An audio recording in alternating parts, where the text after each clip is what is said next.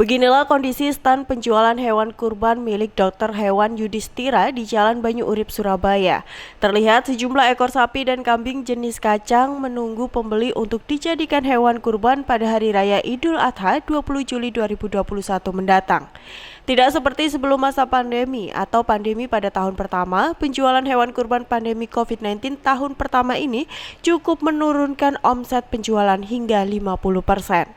Menurut Yudhistira, pemilik stan penjualan hewan kurban pada masa sebelum pandemi ini, meski hari raya kurang 1 minggu, omset penjualannya dirasa cukup lumayan banyak permintaan hewan kurban seperti sapi atau kambing di masyarakat.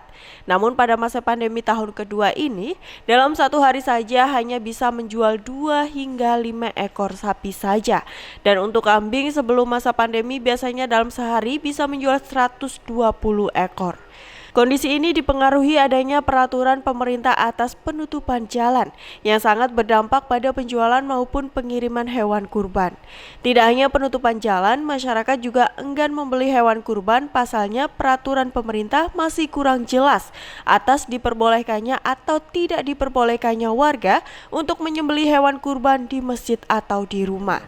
Terus terang kalau pandemi ini masih ada penurunan karena tahun lalu juga sudah dari tahun sebelumnya pandemi pertama kemarin sudah turun, apalagi sekarang ada PPKM darurat ini memang transportasi masuknya ke Surabaya juga agak susah.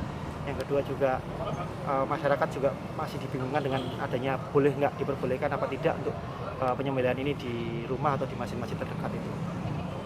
Sebagai pelaku usaha hewan kurban, mudah-mudahan peraturan ini mungkin lebih diperjelas dan segera disampaikan ke masyarakat, ke khalayak umum berkaitan dengan diperbolehkan atau tidaknya penyembelihan di masjid atau di pribadi rumah masing-masing. Karena sampai sekarang masyarakat yang datang masih bingung. Sebentar mas ya, kami menunggu boleh nggak ada penyembelihan di masjid sekitar rumah ini.